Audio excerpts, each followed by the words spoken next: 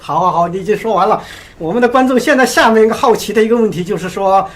你这个第三季啊，什么时候能够给大家奉献出来？你现在能给大家透露点信息？在这透露信息以前啊，我嗯还想说，嗯这个我看了一些这个网上的这个节目啊，这个特别是我们第一期出来以后，在国内的点击量呢，大概这是很权威的数字啊，超过4个亿的点击和转发，和看，这可能是前所未有，这个让我呢非常的珍惜这个机会，就是说这个东西它可以变成邪恶，它也可以变成正义。就是变成邪恶，就是说以一己之私去干这些事儿，可能是我的爆料的结果和知识反腐呢，适得其反，会伤害很多无辜。还有一个，我觉得这个几个亿的这个点击量呢，证明了一个，就是我们现在啊，这个国家领导人的反腐呢，是受到了很多老百姓关注的，这是正确的。大家关心的是反腐，不是说你这个热闹的爆料。这个爆料的目的是反腐，这个爆料当中。这个要讲事实，要讲证据啊，而且呢要跟中央配合好，这是非常之关键的。所以说我们这个第2期这个之前大家可以看到了网友上赶快报赶快报，一直催，我可以理解这种心情，但是那种冲动或者博眼球的做法，或者能短视的做法，会失去了我们不管是几级它的本身的意义，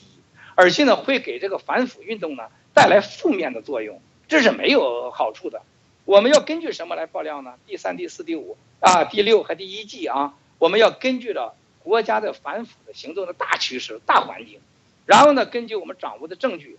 逐步的配合啊，跟我们所有的网友们这个一起来配合，成为一个力量。比如说现在我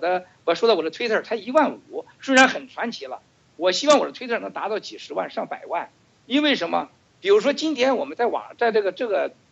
明镜电视上直播不能说的话，我可以在推特上说，我们可以展示证据啊，语音呐、证据啊、录像啊、视频呐、大家知情者很多呀。就现在是我和你说话，那个里边大家都可以说话呀，说话的时候可以很快的找出事实，找出事实加以佐证，就不用办案人员、专案组去查去了。中央领导会看到这些，那一定会去查办的，这一点是绝对不用怀疑的。所以我说第3季的播出应该跟现在我们傅政华先生这个。他的未来的去向有关系，还有我们在网上接下来会讨论的很多话题会有关系，还有我觉得两会过后啊，这个很多反腐的行动会展开，跟这个有关系。再一个，跟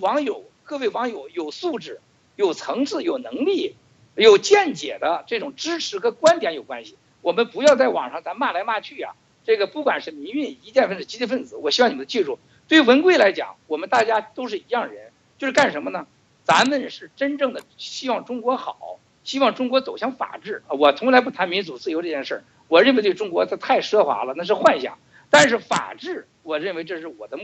目标和目的。我希望大家一起在这个问题上达成统一，真正的是支持依法治国、依法反腐，